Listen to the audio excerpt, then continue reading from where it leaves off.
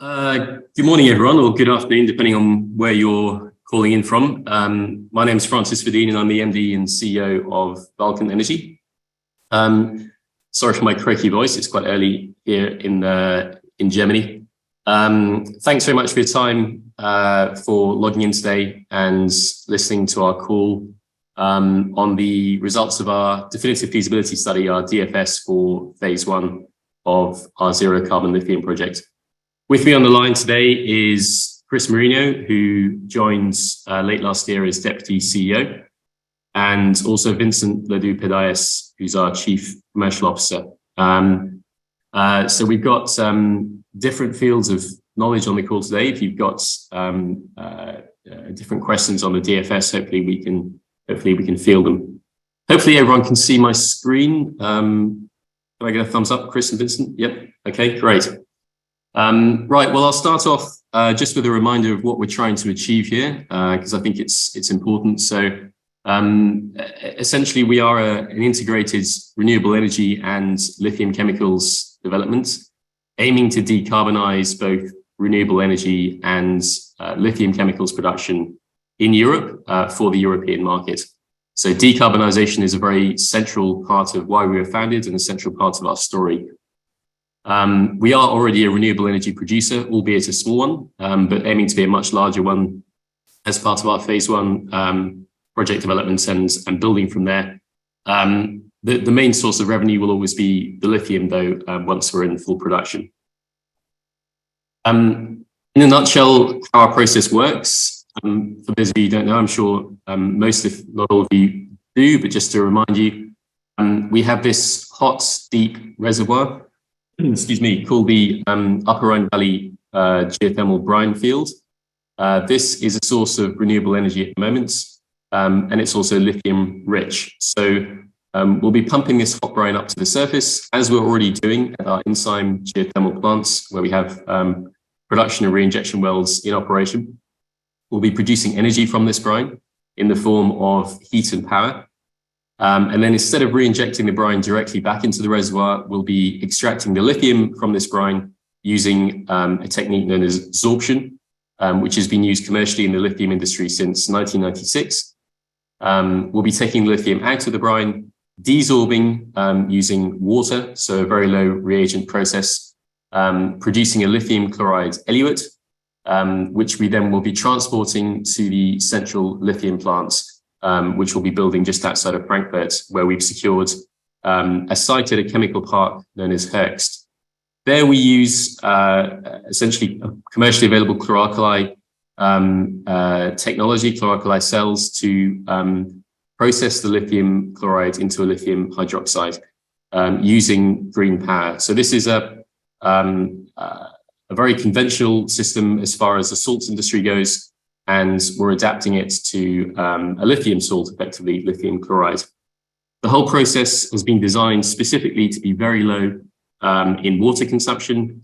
Most importantly, though, it's designed to be net zero carbon and zero fossil fuels. So a very important part of who we are and why we're doing this. A little reminder of where we've got to over the past couple of years, really, since we published our pre-feasibility study a couple of years ago. We entered the ASX 300. We raised a substantial amount of capital, which has really enabled us to accelerate the project, which is quite capital intensive. We've signed 5 binding lithium hydroxide offtake agreements, take or pay, with some of the major auto and battery manufacturers in the space in Europe, and also cathode manufacturers as well. So with Stellantis, Volkswagen, Renault, Umicore, and LG Energy Solution. Stellantis then also invested 50 million euro into Vulcan as well and became 8% shareholders, so the second largest shareholder in Vulcan. We've signed a heat offtake agreement with Germany's largest municipal energy supplier. We've dual listed on the Frankfurt Stock Exchange on the Prime Standard, the first Australian company to do so, to my knowledge. And we also became a renewable energy producer with the acquisition of that Insheim geothermal power plants. And that really pushed the focus of our phase one development into the core of the field, the producing core of the field, where these production and reinjection wells are. We also agreed to have a brine offtake agreement with the next door neighbours, and furthermore to do a joint venture to develop more projects in that core of the field. So we're really focusing on the core, which is producing, and then stepping out from there as we grow that brine production for energy production and for lithium production as well. So just a bit of a snapshot there. Now, more recently, towards the conclusion of the DFS, we started construction of our demo plant. This is the successor to our pilot plant, which has been operating for nearly 2 years now, demonstrating the lithium extraction process successfully. And the demo plant is really to train our operators in a pre-commercial environment. So we have a head of operations now, who's training up an operations team, and the demo plant will be a big part of that process. So construction of that started, and we got the permits for that last year. We also developed our own sorbent. So in our pilot plants over the last couple of years, we've been testing a number of different commercially available sorbents for the lithium extraction. They all work essentially with varying degrees of efficiency.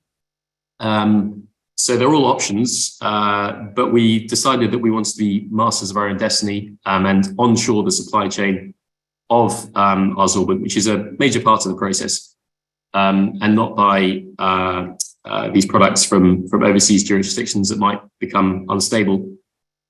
So we developed our own sorbents, and we've successfully tested that, and we've integrated that into the definitive feasibility study, because it also ended up being the most optimal sorbent for our brine. So that was a really good result. And we've also started a second pilot plant, which was a higher pressure pilot plant, and that was another more optimal route, which we've integrated into the definitive feasibility study as well. So to be clear, we've tested other sorbents. We've tested the low pressure option. Those are perfectly viable options for us. But with the development of our own sorbents and the development of the higher pressure option, we've integrated those as our preferred case for the definitive feasibility study. So what is phase one? So phase one is targeting production of 24,000 tons per annum lithium hydroxide and just over 300 gigawatt hours of renewable power and just over 250 gigawatt hours of renewable heat produced. It's centered in our Upper Rhine Valley brine fields in the producing center and stepping out production in terms of new wells to the north. We are targeting start of production in late 2025. And for clarity, we also aim to still have our phase two developments, but we'll be doing a feasibility study on that during the course of the year. And that will progress in parallel, but ultimately it will start a bit later than phase one. We have a growing team to execute on this, and Chris can talk about that more later on in the presentation. And we've got circa 280 people in the company now. So a dedicated team working towards the execution of this project. Here's just a bit of a map showing where phase one is located. So you can see the Upper Rhine Valley brine fields in orange. You can see the diamonds represent our license areas. So you can see we have a lot of the fields covered. And you can see we're focusing on this core of the field where we have the producing plant that we own at Insight and the one that we have the offtake agreement with next door at Landau. So really the focus is here in the core of the field, and then we'll be stepping out to the north to expand that production. Just of note on this field, you can see the central lithium plant up here. So we'll be producing energy in lithium chloride down here and then transporting the lithium chloride up to the central lithium plant location just outside of Frankfurt. You can also see, just out of interest, Karlsruhe here is where I'm standing today. This is where our head office is, so very local to the project site. We have info centers set up in all the major centers where we'll be having developments. And we also have a laboratory here as well. Landau is where our demonstration plant will be located. So just to orientate you, this is kind of the center of all of the operations. And recently we've also submitted some license applications on the French side of the border. So for the long-term project pipeline, we intend to expand onto the French side of the border as well. It is ultimately all the same field, so it makes a lot of sense. Here we've defined, as part of this study, we've also expanded the resource. This still doesn't cover all of our licenses, but it covers the majority. And we've defined 26.6 million tons contained lithium carbonate equivalent from 10 of our licenses. What this means is this is a resource that can scale and grow with further phases of production. So as the market grows in Europe, as we hopefully successfully execute our first project, we can continue to execute and grow our production in a phased manner. So very important, this sustainable growth pipeline for the project. A bit of a snapshot of the production and reinjection wells that we'll be developing. So there are some existing ones, as I mentioned, in the core of the field, which you can see on your screen there in black.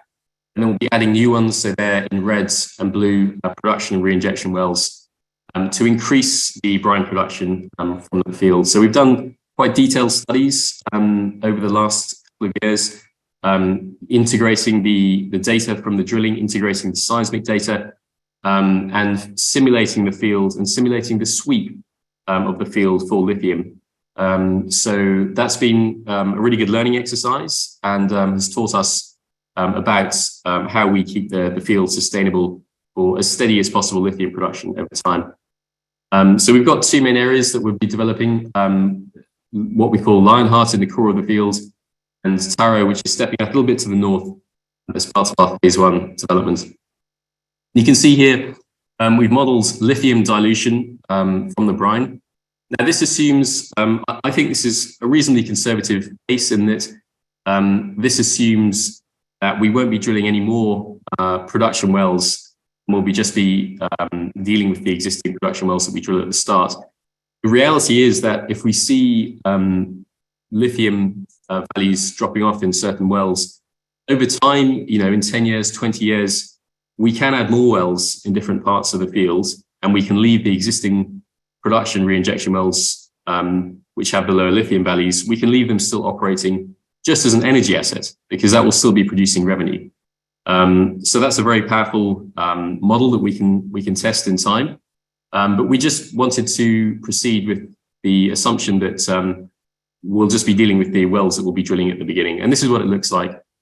So you can see, obviously, there's a lithium dilution over time as we're taking lithium out of the field, but it's quite stable. And even over the project life that's been modelled, it doesn't get below the arbitrary cutoff that we've defined at 100 milligrams per litre lithium. So keeps relatively stable over time. In addition, this does not model any inflow from areas outside of our license area. So for that reason as well, I think it's quite conservative.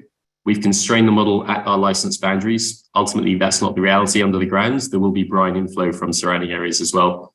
And the whole brine field is quite vast. So I think that this will be hopefully quite a conservative case. But in any case, it's quite a small dilution, so about minus 1.6% per annum using this model. We'll be executing the development drilling to increase the brine production from the core of the field, starting hopefully around about mid-year. That's what we're targeting. We have our own rigs and drill crews in-house, so we've bought a drilling crew contracting company. So we actually have the personnel in-house now to crew these rigs, which is hopefully quite a strategically important and powerful thing to have. And we bought these two rigs, these electric rigs that you see on your screen, which are being refurbished now to start production mid-year. The first one will start production mid-year, the second one later in the year. We will need 2 more rigs according to our plans, and so we're looking at ways we will source that. Most likely some sort of leasing strategy, but we'll be looking into the most optimal way to do that. But certainly we're well resourced to start that initial development drilling. And these are quite strategic assets. So Germany aims to develop, the German government aims to develop 100 new geothermal projects by 2030. That's not far away. And there's only a handful of rigs in the country that can do these deep geothermal well developments. So quite a strategic asset to have in-house. Just a bit of a schematic of what the piping will look like. So we'll be piping around hot water and brine. Essentially, we aim to exchange the heat from the brine to a hot industrial water system, because that will assist with both the permitting and also the economics of the operation as well. So you can see here a bit of a schematic of the pipe design that we'll use. Here you can see the pipe design that we'll be using across the project. So different wells across the license, and brine and hot water and then cool water flowing across the field.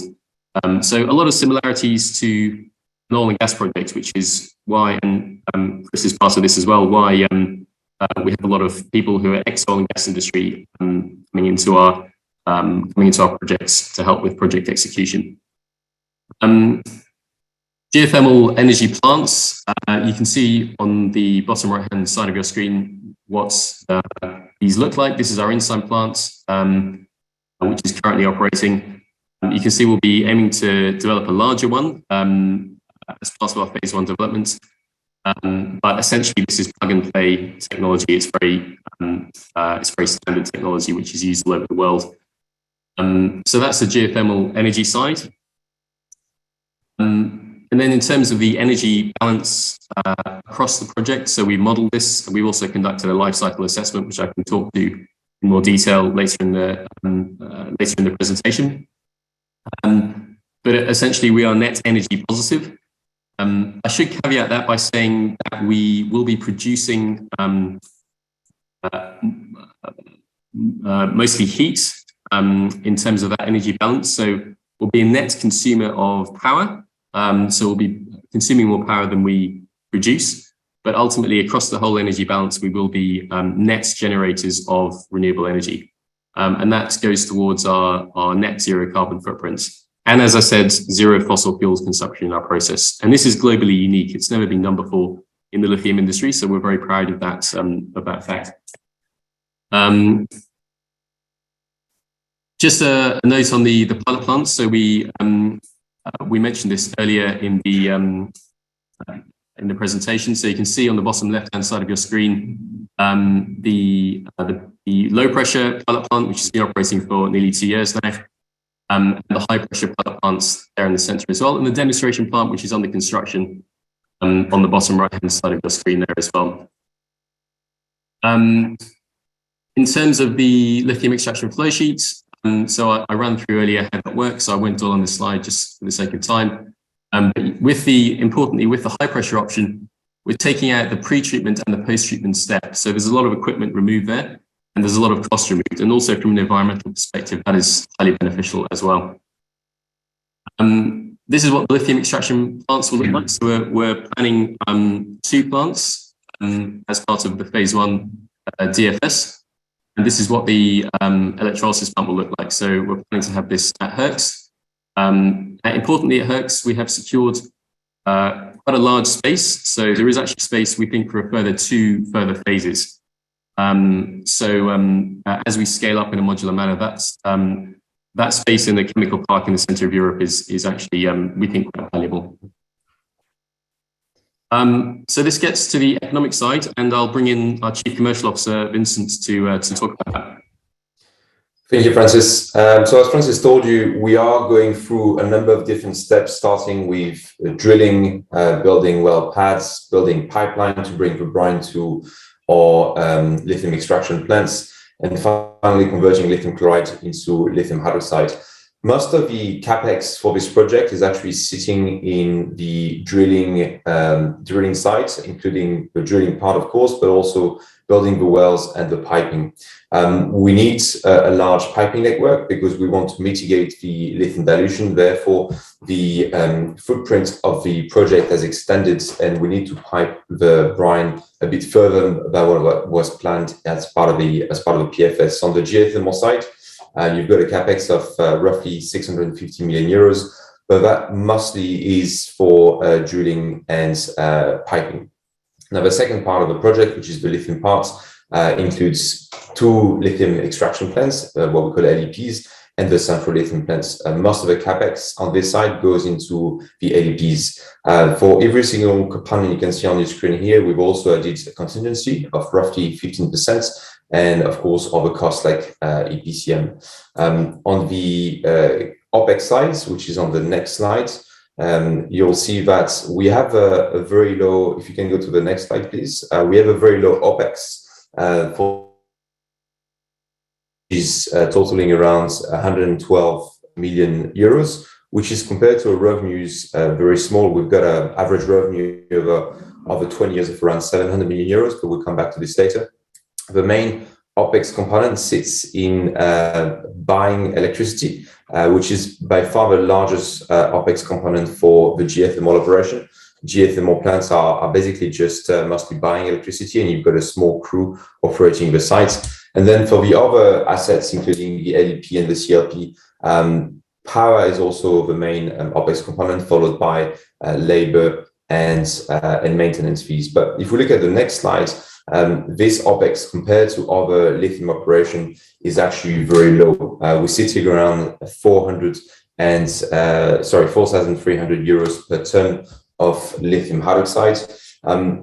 The reason we have a very low OPEX is explained by different factors. One of the main one, if we compare ourselves to the typical Chinese converters who are not integrated, is any feedstock. You know, the feedstock for us is the brine. We are already extracting for the production of renewable energy, are basically obtaining it for free, which if you were a non-integrated Chinese converters, you'd have to buy very expensive spodumene from the markets and then buy 7 ton or 8 tons of this to then convert it into lithium hydroxide. We don't have to do that. And actually our feedstock is already used to generate revenues by selling electricity and heat. And the other difference, maybe more compared to the South American guys, is that we use a very, very limited amount of chemicals, especially since we moved to a high pressure. We used to use some chemicals to drop the impurities from the brine, but now we're sending the brine directly as it is through the direct lithium extraction process. So our reagent cost is close to zero. In South America, the reagent cost will be your main operating component. So that's how we are able to maintain a very low operating cost for our operation. Next slide, please. As Francis mentioned earlier, we have concluded a number of offtake agreements, all take or pay, all binding. And on top of that, one of our offtakers, Stellantis, has also invested directly in our project, which at the time was the first time that an automaker was investing in a lithium project. But it's also bringing us a lot of security on the revenue side, because those offtakes also come with a number of pricing mechanism, which will include, for some of them, just a simple indexation on the markets. For example, what Fast Market will publish on a daily or weekly basis for lithium hydroxide, which today will be around $79,000 per ton.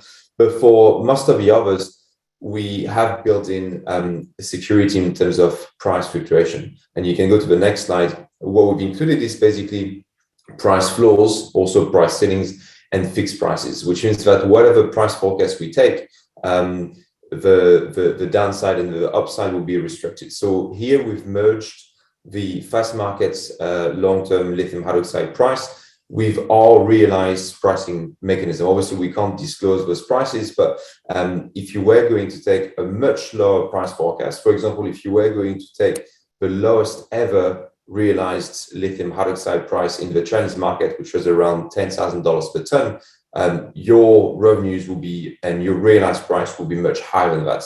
And that's because we've established price floors, and that's because we've established fixed prices. So you can use much lower price forecast, but all realized price will be higher than that because of those pricing mechanisms. So currently we're sitting around an average of $30,000 per ton of lithium hydroxide for the next 20 years. That will mostly vary depending on what price forecast you use, but we are protected on the downside. Next slide, please. In terms of revenues, it really depends how you set up your project. But if you look at the far right, the total revenues for phase one is obviously dominated by the sales of lithium hydroxide monohydrate, which is around 86% of what we generate. The rest will be split between power for most of the remaining revenue stream, and also heat. And you've got a couple of small byproducts, hydrochloric acids and sodium hypochlorite, which is very, very small. Hydrochloric acid can be also sold to the market. We used to consume quite a bit of hydrochloric acids as part of our direct lithium extraction process with the low pressure system, but now we're not consuming it anymore. So we're selling everything to the market. But again, most of the revenues is really dominated by lithium hydroxide sales. Next slide, please. In terms of the overall financials, and Francis has highlighted quite a few of them already, we have a significant increase of the NPV compared to phase one.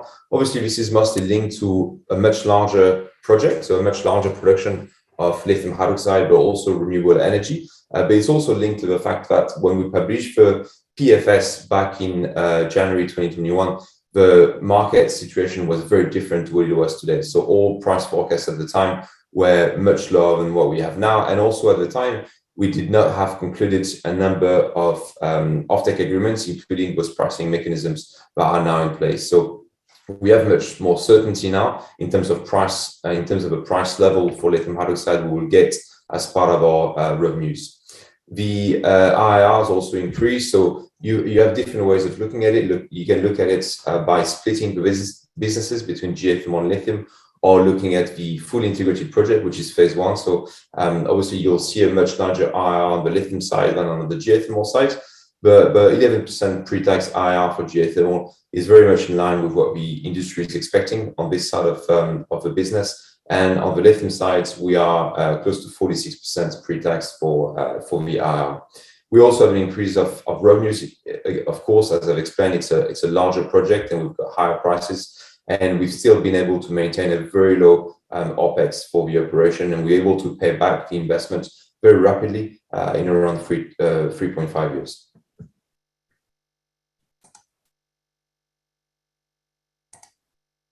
Thanks, Vincent. So I'll just pick up the baton again.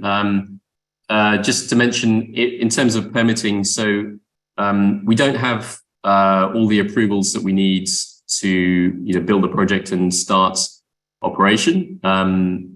The reason for that is that this is kind of different to a traditional mining project that's perhaps some of our shareholders will be used to. In geothermal in Germany, you don't get your final approval to operate essentially until your plant is built. So it's an iterative process that continues throughout the development. But we have the approvals that we need to proceed as is now, and everything is kind of is proceeding to plan and on time. So we have our first approvals that we need to proceed with the project, and that will be an iterative process throughout the project development. So far so good on that front, and we'll keep shareholders updated on that. I just wanted to touch on as well. Sustainability is a big part of what we do. I'm not sure how many of you know, but we're actually rated by Sustainalytics very recently as first among peers and in the second percentage quartile, so top 2% for the chemicals industry in terms of sustainability rating. This is not just a nice figure to have. This has a direct effect on the types of financing and the cost of financing that we can secure. So it's very, very important. Essentially, these sustainability ratings will contribute to lowering the cost of capital for us. That's worth mentioning. We are avoiding carbon emissions now, but obviously not really material in terms of what we aim to avoid going forwards as a much larger renewable energy and a lithium chemicals producer. Obviously, sustainability is a very core part of who we are and what we do. And then in terms of the carbon footprint, so we've committed to continually updating these figures. So we published a life cycle assessment as part of our pre-feasibility study, which showed our carbon footprint as net negative. To be clear, we're not absorbing CO2 from the atmosphere. We're not sequestering CO2. So that negative figure is a net figure. And that means that we're producing more renewable energy than we consume, and we're offsetting or removing essentially energy production through fossil fuels, through heating and through power on the grid. So we have a net negative position. We call it, because we don't want to sound like we're sequestering CO2, we call it the zero carbon lithium project. But the position is net negative. And you can see the delta with current production. And this is part of the reason why we started this project originally, is really because we're going to be decarbonizing, hopefully, the lithium market in Europe, which will have quite a substantial impact as the market grows. And as I said, that will have a direct impact on the types of financing that we're able to secure to build this project. Water consumption, very important as well. Water is a big topic in lithium, particularly in brines. Our water consumption is almost insignificant, I would say. So water consumption net of products, 1.36 tons of water per ton of lithium hydroxide. We have specifically engineered our process to be like this. So there's plenty of recycle streams that are built into the process to enable this very, very low net water footprint. So really, it's a few baths of water per ton of lithium hydroxide produced. So very insignificant water consumption, which compares to hundreds of tons in the current industry setup. Just in terms of next steps and going forwards, I'd like to bring Chris in for this. So Chris joined us late last year, as I mentioned, and is one of those very talented people from other industries who's joining us to build and execute on this project. So I'll hand over to Chris for this one. Thanks, Francis, and hello everyone. Yes, 2023, it's a big year. We've got a lot to do, and that also needs focus. So I guess within the team, we're really trying to gear ourselves on how we're going to focus on a number of key objectives that we know if we deliver will be a strong health check to the company. We're talking about the DFS today. I think Francis has done a great job in presenting that. But we've also got our demo plants that are coming up. They are looking to be completed by middle of the year. So we're hoping to start producing lithium chloride and lithium hydroxide monohydrate from our 2 demo plants in Q3. So that will be a great health check for us to accomplish that. We've talked about drilling. We're refurbishing the rigs at the moment. They're almost complete. They'll be looking to be mobilised to site towards Q2 this year. And then we're looking to start drilling our first well at the beginning of Q3. Permits-wise, again, we've talked about what we need to achieve. We're on track here to grant all those relevant permits. Again, very strong objective. If we achieve that, strong health check for the company. Funding, we've got another slide coming up soon that Francis will take you through. Obviously critical. We secure funding in the next 6 to 12 months. So we'll talk to you about that. And again, another strong objective for the company. And finally, something that's obviously quite important to the company as we transition, we need to build this project execution capability and awarding of key contracts. I'll talk to you a bit about that in the coming slides. And just one small point, we're not resting here. We need to get ready for our phase 2. So we'll be kicking off and completing our phase 2 DFS as well. So busy slide. It's a timeline. It tells us what we need to do in the coming years. Perhaps we can just focus a little bit in 2023 as well. So we've completed the DFS. We're talking to you about that at the moment, but we've already kicked off our bridging phase. So we've awarded that to Hatch, who are also the engineering company in the DFS, and we've started that work. It's important we do start that work in engineering, but it also means we need to start some critical procurement. That procurement is actually important to de-risk the total timeline, and also means that we can get early access to a number of these key packages that we need to basically integrate into our total project. We will run through and go through a lot of detailed engineering in the second half of the year, and also there's some really critical EPC contracts that we need to award. Funding, they will run through the entire year. We've talked about the demo plants and our pilot plants. They will be built, commissioned and operated. And again, they'll be a pre-commercial setting for us, and we'll do that over the next few years. Wells, very clear in front of our mind. We will be looking at approvals for that. Land acquisition is ongoing. And then, as we mentioned, we don't get that final approval until it's built. And then that will be the special operational plan. And then we'll move into our development drilling. The last part, which is this sort of network of pipelines, geothermal plants and extraction plants, they have a pretty similar flavour. We have an pre-EIA that we go for. We then have land acquisition. We have our operating plans and building permits. BIMSCH, which is a very specific permit within Germany, which enables us to basically safely operate our plants. And then we start construction, hopefully the beginning of 2024. And then you see right towards the end of the slide where we'll go through hot commissioning and production. This organisation slide, I mean, this is really important to note. Vulcan has been this incredible development company for the last 4 years, but we are transitioning into an integrated execution and production company. This matrix organisation really provides focus to our leaders and our teams on what their role is within the wider business. We're being organised functionally here between developments, execution and production, but that's how we run our business, and we run things in parallel. We're not resting on phase one, we have phase two and other opportunities. It also helps us to give us clear accountability on what we do amongst these functions, and centralising support functions make them very, very efficient in how they support those core functions. So we're absolutely transitioning to this as we speak. Great, thanks, Chris. I'll just pick up the baton again just on financing. So now that the DFS is complete, we will be starting these financing work streams for phase one. Clearly, there's a large capex to build the project. We still have a good cash position, circa 130 mil euro. But obviously, the capex of the projects is nearly 1.5 billion euros. So a good deal north of our current cash position. So clearly, we're going to need financing to build the project.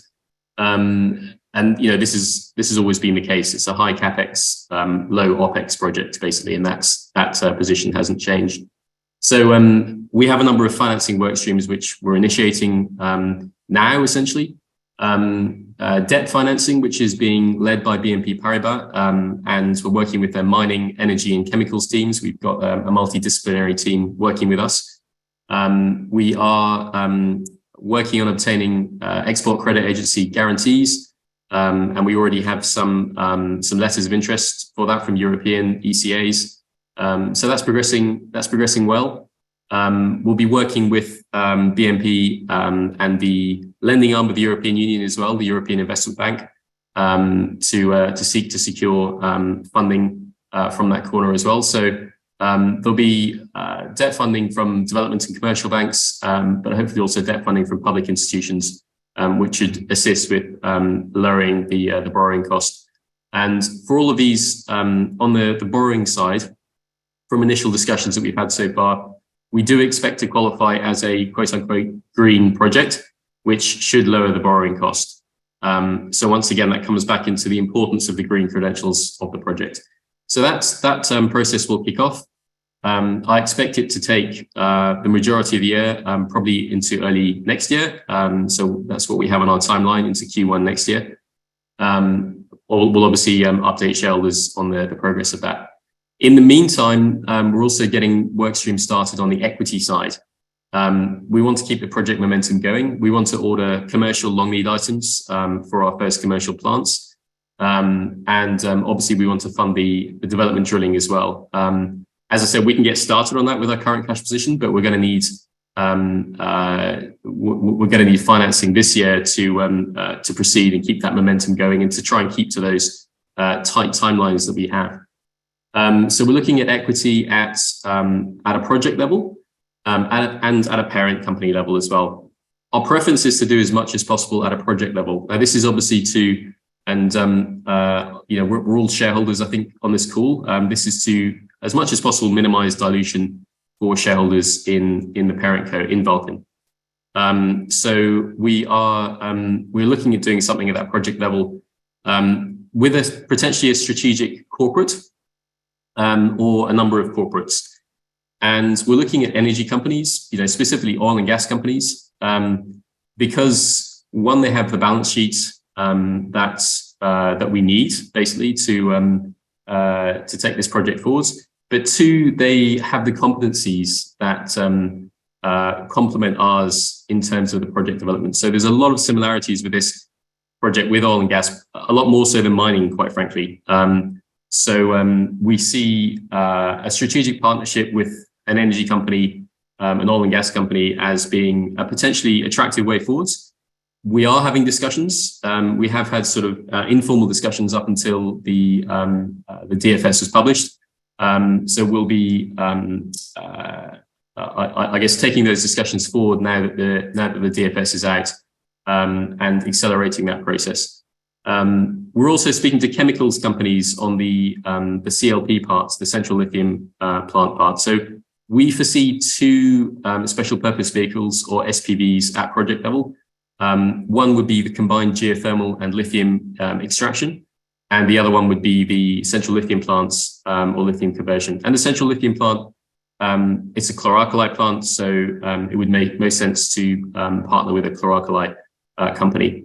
We don't need these partnerships, to be clear. We are progressing as if we're going to be proceeding on our own, and we are staffing up and recruiting as if we are progressing on our own. But we think this will be an accelerant to the project, and will really bolster us going forwards. So that's why we're having these discussions.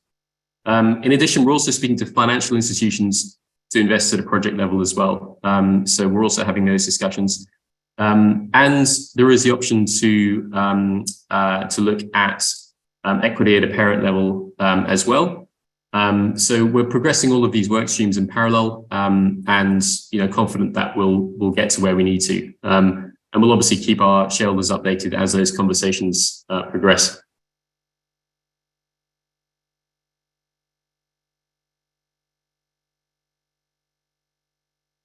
I'll hand back over to Chris for the conclusions. Yeah, thanks, Francis. Privileged to conclude. So in concluding, we are going to be the first integrated renewable energy lithium extraction and lithium hydroxide refining project. And we're seeking to obviously do this from the battery business from Europe for Europe. We've shown that we've got world-leading sustainability credentials, which specifically engineered our flow sheet to be a world first zero scope 1, no fossil fuels, net zero greenhouse gas emissions from scope 1, 2 and 3, and very low water consumption. We've shown very highly attractive financials from the DFS. We'll continue to do that.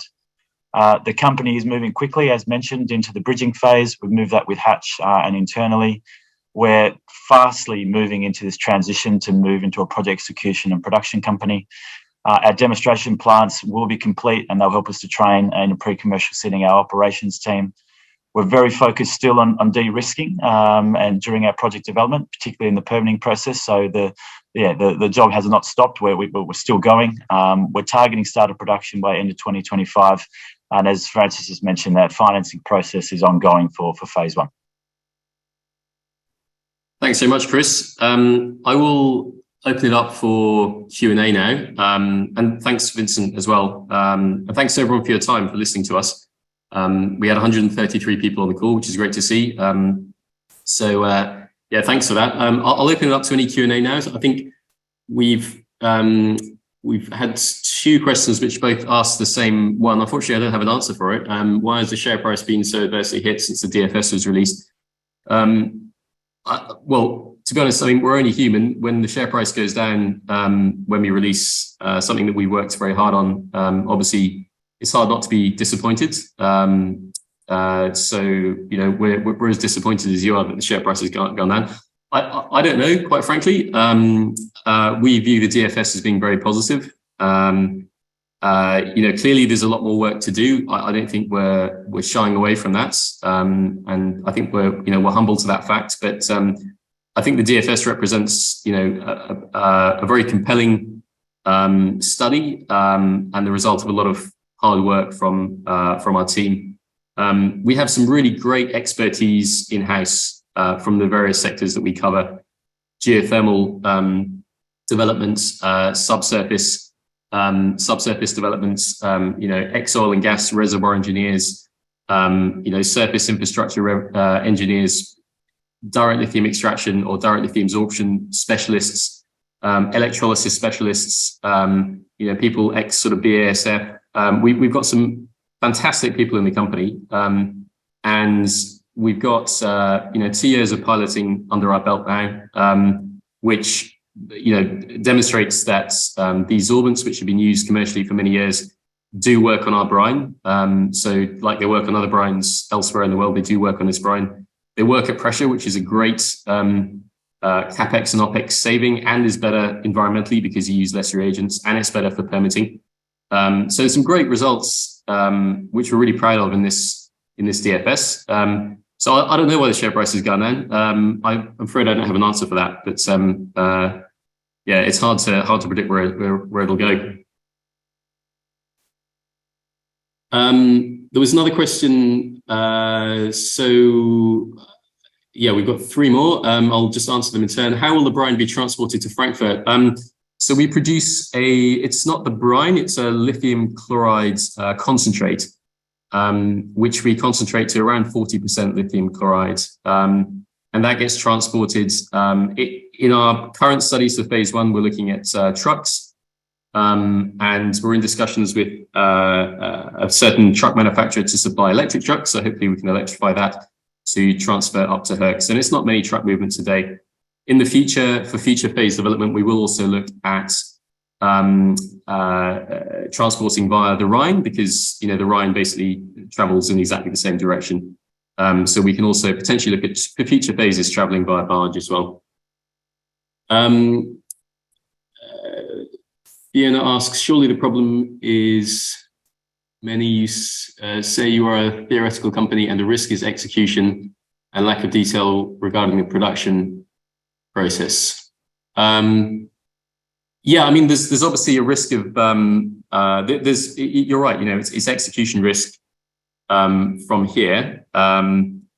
Hopefully we've given enough detail on the production process. We operate with a fairly sort of open book. So if anyone has more detailed questions to ask on our production process, always happy to answer them, and always happy to publish more detail on our process if anyone has any questions or doubts or anything on that. It's funny, when you speak to different people in the organization, everyone's very confident in their own specific area, in their own specific field. So if you speak to the chlor-alkali guys, the electrolysis guys, they're not very worried at all about the electrolysis process. If you speak to the lithium extraction guys, they say, it's pretty vanilla. It's a pretty vanilla process, which is already being used as well. So I think there's always that sort of fear of the unknown because we cover lots of different sectors. But I think each particular area is well controlled in terms of the risk.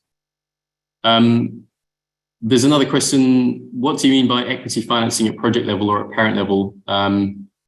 How much would be needed at both levels? So when you do equity financing, obviously you have to issue shares in whatever vehicle you're raising the finance in. And to date, we've done that at the parent co level. So at the Vulcan level, in which we all own shares. Obviously, every time we do that, that causes dilution, which is a necessary evil for a developing company. But what we would like to do, and we can't guarantee it, but what we would like to do is, because we can grow these projects in a phased manner, and because we see a lot more phases to come, we would like to preserve that upside for shareholders of the future phases. And so we would like to warehouse the investments, the equity investments, in a project company vehicle. So we will have and this is the goal. We can't obviously guarantee that we'll get there, but we'd like to warehouse the assets for phase one. So the phase one development areas, the licenses, the project areas, we'd like to have those in a company which is owned by Vulcan, a project company, a so-called special purpose vehicle or SPV, and raise the finance in that project vehicle. Whether we can get there, I'm not sure, but that's our favorite approach. And that also helps us bring in, we think, a strategic corporate, like an oil and gas company, like a chemicals company, who can contribute at the project level, whereas they might not want exposure to a listed vehicle. Andrew asks, how high is the risk of permits not being granted? Well, there's obviously some unknown unknowns there, in that no one's developed lithium extraction from geothermal in Germany before. But we are developing, I mean, most of the permitting side is really developing, geothermal wells and piping and plants, which has been done many times before. in Germany and has been done obviously in the Upper Rhine Valley. So the proof's in the pudding in terms of we have already operating wells and plant that you can go and see and touch. So and I think on the permitting side, we've had some great engagement with the authorities over the last few years. We have a lot of support from state and federal governments and from the EU as well for what we're doing. Clearly, this is very strategic for critical raw materials in Europe, and we expect hopefully more support with the Critical Raw Materials Act coming out in early March as well. But what we've seen tangibly so far is that these ministries which are dealing with our permits, following our requests, they are speeding up and they're recruiting more people to deal with our permits at a local level. So that's great to see. We've got a great level of engagement there. So, I mean, there's always a risk, and clearly we have to flag those risks, but we're pretty confident that our permits will be granted for the geothermal and lithium extraction, just like they have before, and hopefully faster than before. For the chemical plants, I mean, we're permitting a chemical plant within a chemical park. So I think that's a fairly vanilla process, and we're working with the chemical plant owner operators to take us through that process as well. Germany is the largest chemicals producer in Europe, so there's a well-trodden path to follow there.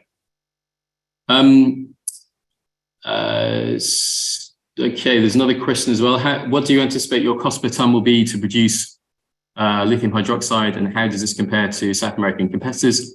So it was on the earlier slide. It is roughly, it's just over 4,000 euros per ton lithium hydroxide, or 4,500 USD per ton lithium hydroxide. And that is a lot lower than South American competitors. So as we flagged, high capex project, very, very low OPEX, because it is fully integrated, because of the heat embodied within the brine, which really we use during the production process, that really drives down our operating cost. So it should be a very low cost operation indeed. Maybe to add, Francis, on top of this as well. So currently on a dollar basis, we are around $4,500 if you're per ton of lithium hydroxide. And if you take, for example, the latest results from Vulcan, let's say in Argentina, there will be around $4,500 as well, but for lithium carbonate, which you then need to convert into lithium hydroxide, and therefore add a couple of thousands of dollars to get to lithium hydroxide. But also another thing to consider, which is very important, is that the cost, the OPEX we have disclosed, is actually a 20-year average. So it's actually including 20 years worth of inflation. So actually the starting OPEX will be much lower than that, around $3,500 per ton. So it should even be lower on that cost curve, but we're showing a 20-year average. So I think there's a lot of margin as well there for this cost. So significantly lower than obviously the spodumene guys and the conversion in China, but also significantly lower than the South American producer. Thanks so much, Vincent. Also seen a question, what timeline do you have regarding a capital raise in which retail investors can participate? Fiona, we don't currently have a specific timeline for that. We're just kind of starting these different work streams, and we want to see where we get to with these strategic discussions with corporates as well. I would say though that obviously, I mean, we're a listed company. Our shares are trading. So people are more than free to buy shares if you want to get more shares in the company. Obviously, I can't advise you to buy or not to buy, but yeah, that option is there. Peter asks, are you considering convertible debt to equity as a long-term funding option? Has been done for many early growth phase companies. Certainly considering it. It's not my first, I don't think it's our first preference at the moment, just because sometimes it creates a bit of an overhang for shareholders. But I'd say at the moment, you know, all options are on the table. We're keeping an open mind. David asks, a couple of the slides refer to purchase of the land for the drilling area as well as the pipeline routes to reduce capex. Has the purchase option been selected rather than obtaining easement access rights, especially for the pipeline routes. It's actually the purchase is of land is more to do with the plants. So lithium extraction plants and geothermal plants and well sites. For drilling, it's not likely to be purchased, so that's already factored in. For pipeline, yeah. So for the pipelines and the pipeline, for yeah. the central lithium plant, it's well, for the central lithium plant, it's leasing, and for the pipeline, it's also leasing / renting. Thanks, Vincent. Okay, still got a few questions to go. We'll try and answer as many as we can. Can you explain the efficiencies gained by using a high pressure DLE process? Sure. So we have essentially with the low pressure option, we had to have a pre-treatment and a post-treatment step. Effectively, the geothermal plant does operate at pressure, and when we drop the pressure, certain things start to drop out of the brine. So we have to do a pre-treatment process, and then we have to do a post-treatment process after the lithium extraction, basically to bring the brine back to its original state and repressurize it before re-injecting. So if we keep the pressure the same, we don't have to do any of that. And all of these other metals, etc., that come within the brine, they stay in solution. And then they don't need to be repressurized as well. So there's also an efficiency there in terms of energy. So that's sort of the main difference. And happily, the sorbent seems to work very well on the high pressure as well. How is the engagement with community groups going? There seem to be isolated groups resisting Vulcan. Yeah, I mean, I think we've got extremely good feedback locally. I think the vast majority of communities are in support of us. I mean, most of our people are local, and I think particularly the younger generation can really see the benefits of what we're trying to do, both from an industry perspective and from a climate perspective as well. So I think we've got a lot of support. With any large infrastructure project development, there will be people who are against the project. We're no different, and it's no different to a wind project or a solar project. There's always going to be people who don't want it, and hopefully we can convince as many of those people as possible. Ultimately we just see that with logic and with good science and keeping an open book. I think there's always going to be some people we can't convince. That's just human nature. But as I said, that's no different to any other large infrastructure project. But we think the support is really, really good so far.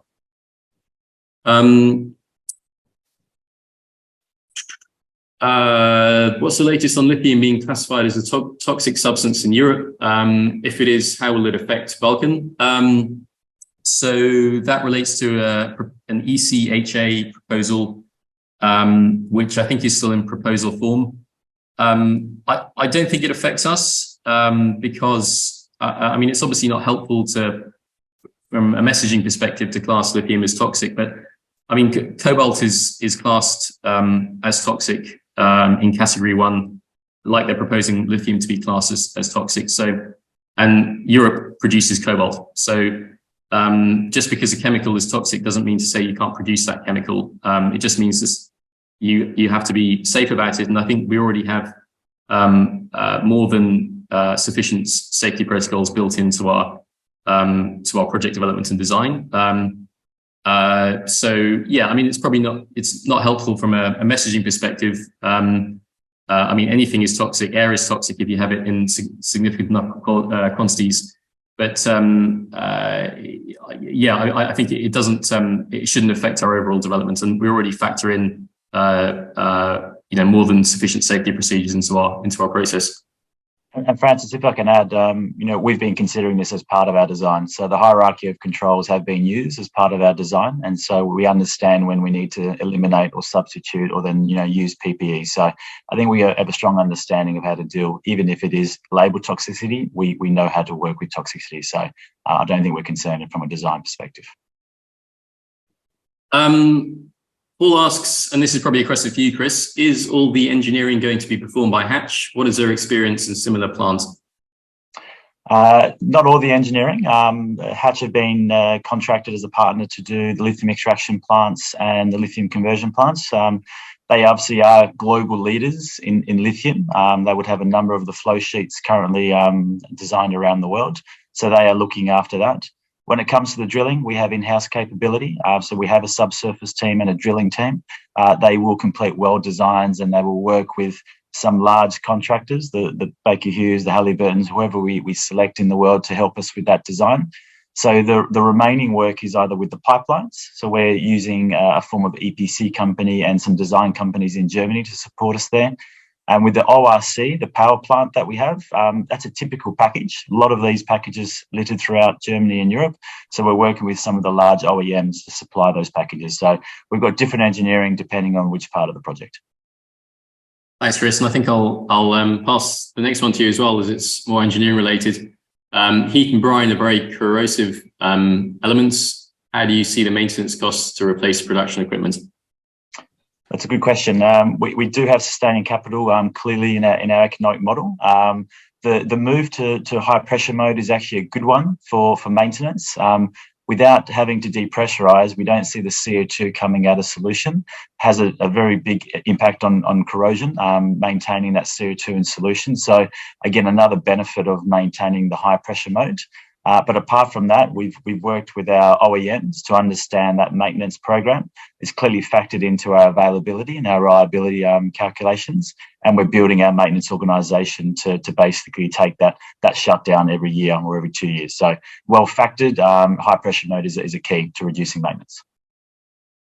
And Pelin is asking, does Vulcan qualify for any grants from the EU and or Germany? As of now, we haven't received any grants. We are expecting, I would say, an increased level of support from the European Union and from the German federal governments. I think March onwards. We have the Critical Raw Materials Act being announced in early March, which we're quite excited about, to be honest. I think it's scheduled for the 8th of March. Correct me if I'm wrong, Chris. Yep. And we are expecting essentially Europe's response to the US Inflation Reduction Act, the so-called IRA. And as part of that, what's been proposed publicly, so I'm not talking out of school here, is support for strategic projects, of which I think we are one. That could be support with speeding up and streamlining permitting. But also financial support as well. So we are expecting support, I would say. Obviously, we can't promise it and we can't bank on it. So we have to progress with financing and developing these projects without that in mind, without relying on that public support. But I would say there's a reasonable expectation that we will be well supported there. Mark asked. Yep. Sorry to add as well, because there's another question related to this. In the meantime, we are also applying for some of those grants, not as part of the one that are going to be announced in March, but things like the European Project of Common Interest. This type of schemes is the type of schemes we have already applied for. So we're working on different work streams, both on the lithium side and on the geothermal side, in order to be able to secure public funding. So this is ongoing. Thanks, Vincent. Good point. Mark asks, just wondering what the second phase consists of. Well, we can only really talk to what's in the pre-feasibility study, Mark. So essentially, it's a second train of production, roughly the same as the first in terms of size. So a further sort of 25,000 ton per annum lithium hydroxide train. And so that would be basically another production cluster for geothermal and lithium production. And then it would be expanding the CLP to allow for that second phase. So that's what we're working on at the moment. And as soon as we have some updates on that, we will of course publicize those. And Suranga asks, how confident are you of financing and green funds investing in the project? obviously without promising certainty, but we've certainly had very good engagement so far. And we have had indications that we will qualify for green financing, as mentioned. Matthias asks, how much will the Italy project defocus the team? We certainly don't want to be defocused. No, the phase 1 project development has our focus. As Chris mentioned, we're moving into that really sort of execution mode, and we have to be disciplined. So there is a very strong focus on the core developments of these projects. The project in Italy is very early stage, so it really doesn't take much time of the team at all. And I think that's all the questions. I can't see any more. I see one more. Is the phase 2 expansion including France or staying in Germany? Well, we don't have any granted licenses yet in France. We have license applications. So phase 2 will still be in Germany, where our granted license applications and resources, calculated resources are. We would very much like future phases to be in France, and we are in discussions with corporates over there as well in terms of partnerships. So watch your space. It is really core to our development area, and obviously some of our key off-takers are French as well. So we think there's some very good synergies there. I doubt it will be part of phase 2. It will be probably part of a phase 3. A good question. Thanks so much, guys. I think we'll leave that there. It was great engagement. I really appreciate your time. And thanks to Vincent and Chris as well for helping me answer those questions. So I look forward to keeping you updated, and excited about 2023. Thanks, everyone. Thanks, everyone. Thank you.